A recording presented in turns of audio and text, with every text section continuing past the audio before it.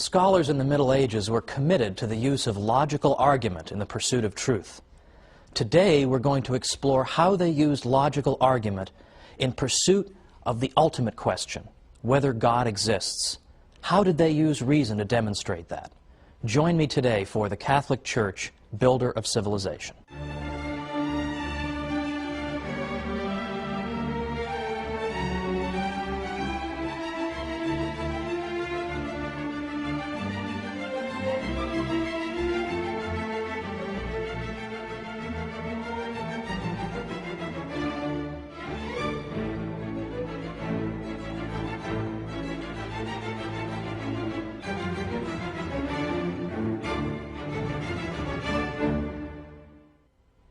Welcome to the Catholic Church, Builder of Civilization. I'm Thomas Woods. Last time we looked at the development of the university system and the indispensable role that the Catholic Church played.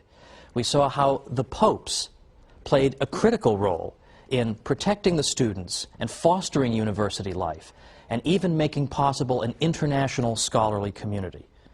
Now, these days, unfortunately, the Church is rarely, if ever, given credit for these things, but I assure you, everything I'm telling you is based on sources that are easily consulted. Pick up a history of the university, and you'll read this for yourself. Today, I want to pursue this avenue of inquiry even further. I want to introduce some important personalities and look at things they did and said, and the questions they pursued. And in particular, I want to take two famous people in church history and look at how they answered the critical question, can we prove the existence of God? And if so, how?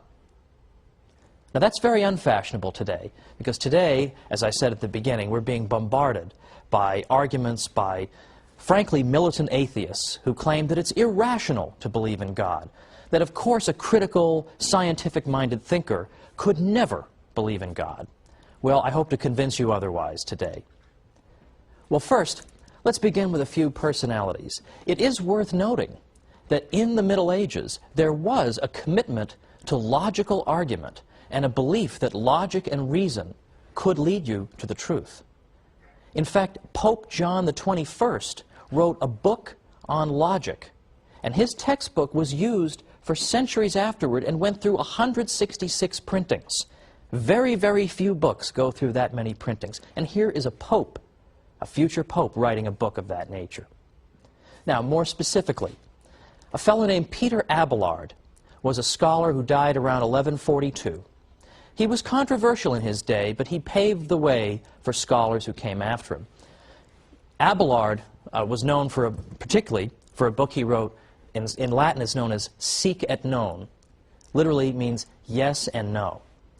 Because what Abelard did was he took apparent contradictions, for example, apparently contradictory biblical verses, or apparently contradictory statements from church fathers, and he deliberately juxtaposed them so that they were right next to each other on the page. And there you were, face to face with an apparent contradiction. How would that contradiction be resolved? Well, the reason that Abelard's book was a bit scandalous for his time was that he didn't answer that question. He left the apparent contradictions just hanging there. And the reason he did this is he said, I'm a teacher for a living, and I'm not going to do my students' work for them. His students had the task of reconciling these apparent contradictions. So I always get a kick out of it when young students in college would come up to me and say, well, aren't there a lot of contradictions in the Bible? Ho, ho, ho. Well, Peter Abelard was talking about this in the 12th century and was using reason to try to resolve them, so I don't think I need some kid from Long Island to tell me this. But Peter Abelard's point was that when you have two sources, both of which are authoritative, biblical verses, for example, church fathers, but they seem to be saying different things, how can you resolve this matter? You can't resolve it by an appeal to authority, because here you have two authorities that are saying different things. So how do we resolve it? Through the use of reason. Because Peter Abelard was convinced that truth could not contradict itself, that these contradictions must be only apparent contradictions, and that once we get beneath the surface, we'll find that in fact the statements can be perfectly well reconciled. For instance, perhaps the two speakers or the two verses are speaking about the same issue under different aspects. Or perhaps one of the quotations is taken out of context. Whatever the explanation, Peter Abelard was certain that there was one. So here was a scholar who was absolutely prepared to take apparent intellectual difficulties in the faith and arbitrate them at the bar of human reason. Now that is pretty much exactly the opposite impression that I think people have about the Catholic Church, is it not? Then we have a fellow named Peter Lombard. He lived from about 1100 to 1160, who wrote a work of theology called the Sentences that became the most studied theological text, apart from the Bible, for the next several centuries. Now, Lombard, in his book, used authority to explain various aspects of the faith, but he did not hesitate also to appeal to human reason in order better to understand and explore the mysteries of our faith. Again, more or less the opposite of what we're told, isn't it? This, in a nutshell, is what we call scholasticism. In some ways, it's hard to define scholasticism in a way that every single scholastic would qualify as one. But I think it's safe to say that scholasticism initially began as a term simply to refer to professors who taught in universities. Now, right away, that would exclude St. Anselm, because he didn't teach in a university, but he was a scholastic, so it doesn't always work. But beyond that, the scholastics typically were interested in the use of reason in order to understand better and to defend the Catholic faith. They believed that there was no contradiction between reason and faith, and that if there appeared to be one, then we had simply misused our reason, we had not correctly argued the matter, or we simply understood some aspect of the faith. But the two could not contradict each other. They were two wings, in effect, that would soar toward the truth. I believe that's how Pope John Paul II put it in his encyclical Fides et Ratio in the late 1990s. That's exactly what St. Thomas Aquinas believed. So the scholastics are committed to this project of the use of reason in the pursuit of truth and in entertaining opposing views. Typically, particularly after the 13th century, a scholastic didn't just get up there, give his position, and sit down. He always anticipated what the other side would say. And as I said, St. Thomas Aquinas was so generous to his opponents that he would not only explain their position very persuasively, but he would sometimes think of arguments that his own opponents hadn't even thought of, and he would come up with those arguments and say, here, you can have these arguments, but I'm going to answer those too. That's typical of scholasticism. Well, let's look at a well-known early scholastic, a figure we've looked at briefly already, St. Anselm. He's a very early scholastic. He dies around 1109. St. Anselm was interested in this question: does God exist, and can we prove that God exists? Now, it's true, over the course of his career, St. Anselm asked and answered a great many questions. But this one, perhaps more than any other, established him as a philosopher, because even if people didn't accept his argument, from then on, people at least had to reckon with it, one way or the other. You had to at least show why you didn't agree with him. St. Anselm, in effect, argued as follows. It's just a very few steps that he took to try to prove through reason alone that God exists. And his first claim is as follows, that regardless of whether you agree with me that God exists, we can certainly agree on a definition of God. God is the greatest conceivable being. God is that than which nothing greater can be conceived. That was how he put it. So there's our first statement. God's the greatest conceivable being. Our second statement is the greatest conceivable being has to be absolutely perfect, has to be perfect in every way, has to possess every possible perfection. I don't think that's particularly controversial. That follows from the first statement. Now, the third statement goes like this. It's more perfect if you exist both in reality and in the mind than if you exist only in the mind. Now, that might sound a little tricky, so I'll give you a good example. Suppose you're thinking in your mind about a hot fudge sundae, but it doesn't exist in reality. There is no hot fudge sundae in the room. It's only in your mind. I think we would all agree that that hot fudge sundae is not as perfect as a hot fudge sundae that is both in your mind and right on the table in front of you. It has a perfection by existing in the world that the imaginary Sunday does not have. Well, what does this have to do with God? Well, what St. Anselm is saying is, suppose God exists only in our minds. He's just a figment of our imagination, like the non-existent hot fudge sundae. Well, then that being is not as perfect as a being who existed both in our minds and also in reality. Now, his next step, in effect, is, therefore God exists. Now, it might seem like he's maybe skipping a few steps here. How does he get there? Well, his point is, if we've said that God's the greatest conceivable being, he has every possible perfection, and one perfection is to exist in reality, the greatest conceivable being would have to have that perfection. He would have to exist in reality, or he wouldn't be the greatest conceivable being if he were only in your mind. But we already agreed that he is. Therefore, God exists. Now, in effect, what St. Anselm is saying is that the existence of God is implied in the very definition of God. Once we unpack that definition, what do we find? We find that his existence is immediately implied. In the same way that if we really understand what the number 9 is, then what follows from the definition of 9 is that its square root has to be 3. Once we've fully understood the concept of 9, we understand its square root is 3. Well, likewise, once we fully understand the definition of God, we then see that part of his nature is to exist. He has to exist. Now, if you're thinking to yourself, well, I'm not so sure that one works, that seems a little bit slippery, I will point out that most philosophers have in fact rejected St. Anselm's proof. In fact, St. Thomas Aquinas rejected St. Anselm's proof, as a matter of fact. But there's always been, in the Western philosophical tradition, a minority tradition that has accepted Anselm's proof. And, in fact, very recently, a dear friend of mine, Bill Mara, who died in 1998, he taught philosophy at Fordham for decades. And he absolutely believed that Anselm's proof works. But whether you believe it or not, for our purposes, is not so important. What I simply want to show you is that Anselm and other Catholics were committed to the pursuit of truth through human reason. There is nothing scriptural in that argument from St. Anselm. He wanted to show that the human mind could solve this problem. Well, after the break, we're going to see how St. Thomas Aquinas solved this problem, and I think much more persuasively. So join me after the break.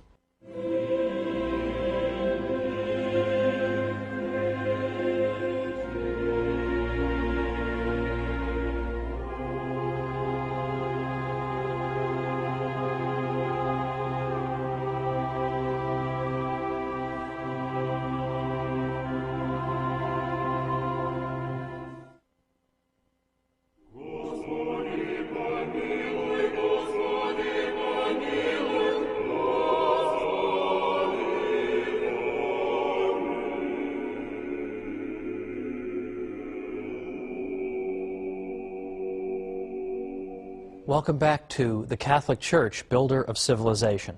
I'm Thomas Woods. Before the break, we just finished looking at St. Anselm's proof for the existence of God. And if you want to impress your friends, you can refer to it as the ontological proof for the existence of God, and you can sound like a highfalutin philosopher. Not that you would want to, but you can do that. Now, as I said, St. Anselm's proof was rejected by a great many philosophers. Now I'd like to consider one that was offered by St. Thomas Aquinas. But let's first begin with a little bit of background on St. Thomas and his views. Now, St. Thomas lived in the 13th century from about 1225 to 1274. So when you consider how young a man he was when he died, his corpus of work becomes all the more impressive. How could you possibly have done this? How could you have possibly done it?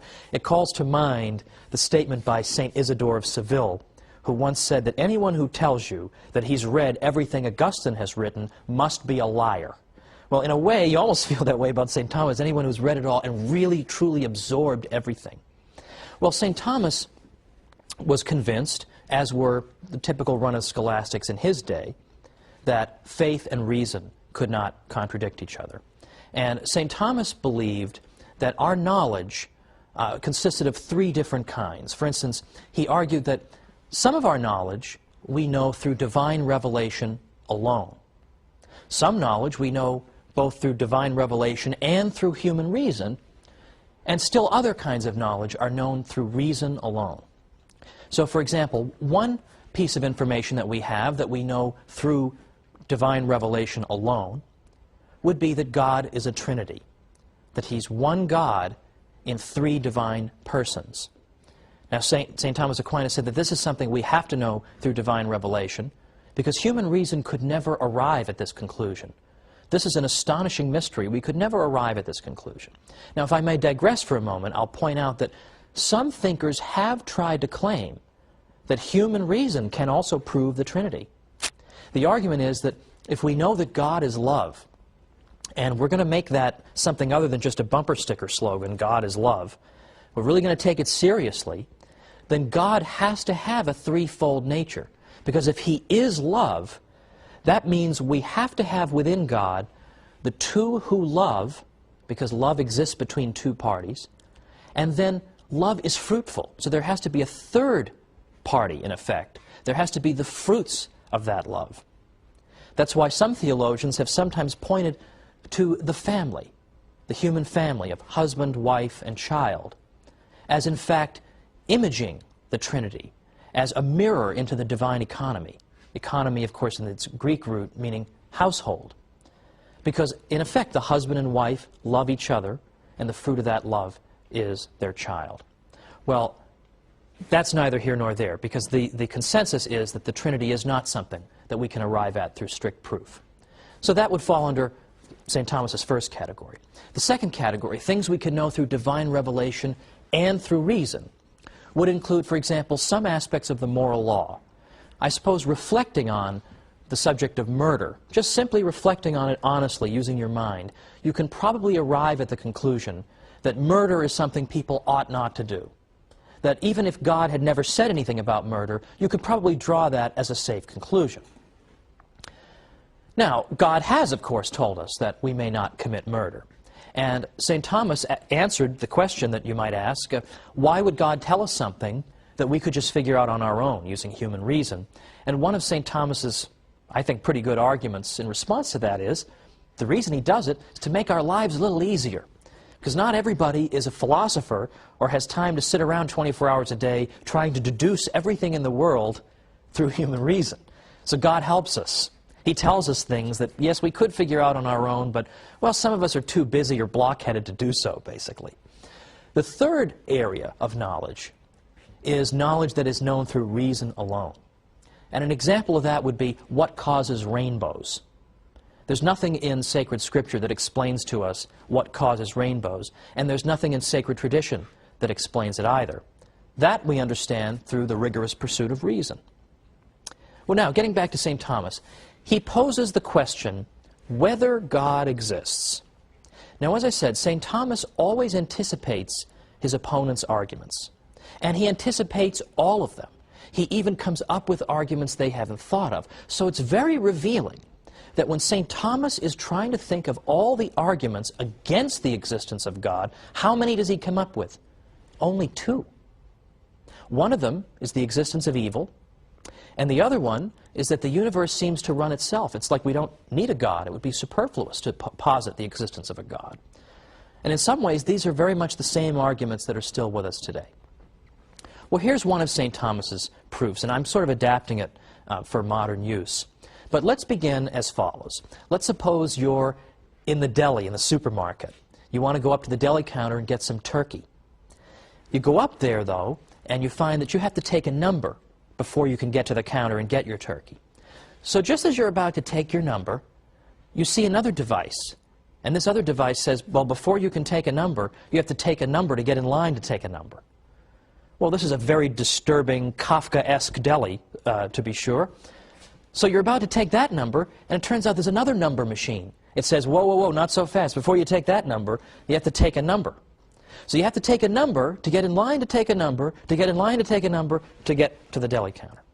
Well, suppose you turn your head and you see that going on infinitely down this supermarket is an infinite series of numbers you have to take.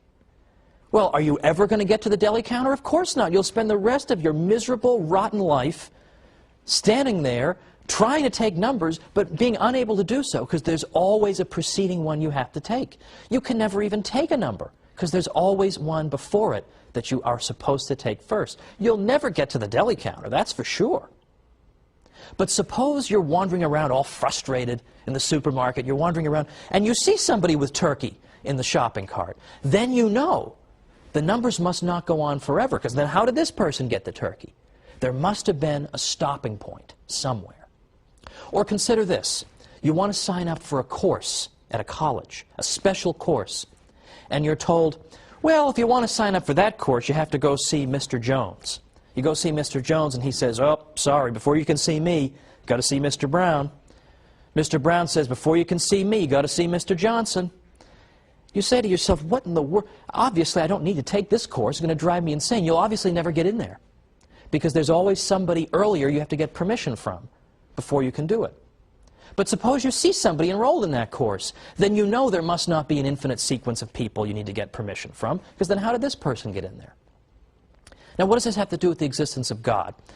We have a basic insight as human beings that every effect has a cause. Nothing just exists on its own. Nobody goes down to the beach and says, oh, this sandcastle must have just been randomly created by the movement of the waves, or it existed from all time, or my watch here. Nobody would look at this watch and say, oh, I bet this has just always been there before the beginning of time. No one would say that. Okay? We know that would be nonsense. Or, and I apologize to whoever it is I'm borrowing this from. I can't remember what your name is, but I like this example. Suppose I walk into my office and there's a bowling ball on my chair. Now, there are many possible ways it could have gotten there, but the one explanation I will not accept is, well, it just appeared. It had no cause. No one would accept that, right? I would be willing to consider the most ridiculous explanations before I would accept that. In fact, I'd be willing to consider the possibility that the CIA is trying to spy on me, and they've put a little chip in this bowling ball to make that possible. I would consider that before I would consider the ball just appeared. Well, now here's St. Thomas's proof. Every effect requires a cause. So consider anything existing. It requires a cause. Consider a thing Z. It requires a cause. We'll call the cause of Z Y. But the problem is, Y requires a cause too, right? Y doesn't just exist out of nowhere. Y also has to be caused. Well, what caused Y? Well, we'll say X caused Y. But then we're back to the same problem. What caused X? X isn't just self-existing. Every effect requires a cause. So what caused X? Let's see. W. Okay, I guess you can probably see where I'm going with this. W caused X. And then we keep on going because that doesn't solve the problem either. Because then what caused W? So what St. Thomas is saying is, suppose you have an infinite series of causes in which Z is caused by Y, but Y is caused by X. X is caused by W. W is caused by V, and this just goes on and on forever. If that were true, then nothing would exist. Nothing would exist because before anything could exist, it would be awaiting a cause for its existence. But that cause doesn't yet exist because it requires a cause. And that cause doesn't yet exist because it's awaiting a cause. If everything is always awaiting a previously existing cause, the sequence of causes could never get started. It would be like waiting to try to get turkey at that hideous deli. It just goes on forever. You can never get it started. You can never get that number to get started. It just goes on forever. You'd never get any turkey. And in this case, nothing would exist in the world. But look around you. Things do exist. Okay? Things do exist. The TV you're watching this on exists. All these things do exist. So the series of causes cannot logically go on forever. There must be a stopping point. There must be something that exists entirely outside the causal sequence that gets this relationship going, that begins to cause the next thing, which causes the next thing, which brings all the things we see into existence. And St. Thomas says, this cause must be God. Now, some people will say, well, then what caused God? Well, that actually shows a complete misunderstanding of the argument.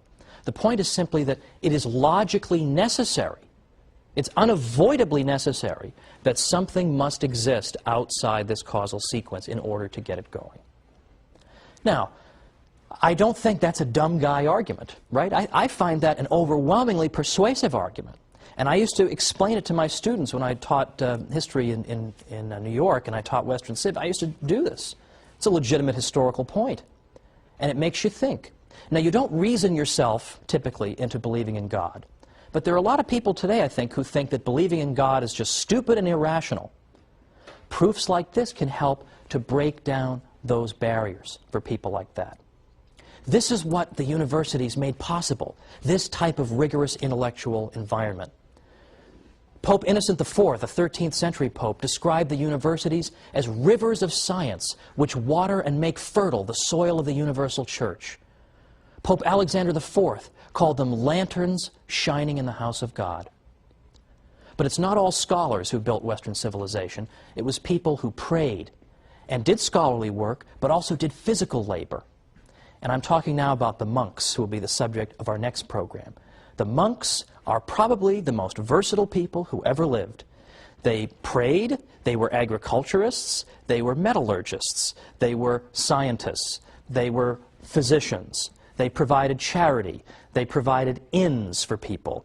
They did more than any other group of people in any culture I've ever been familiar with, and they played an essential role in building Western civilization. So join me next time as we talk about the monks on the Catholic Church, Builder of Civilization. See you then.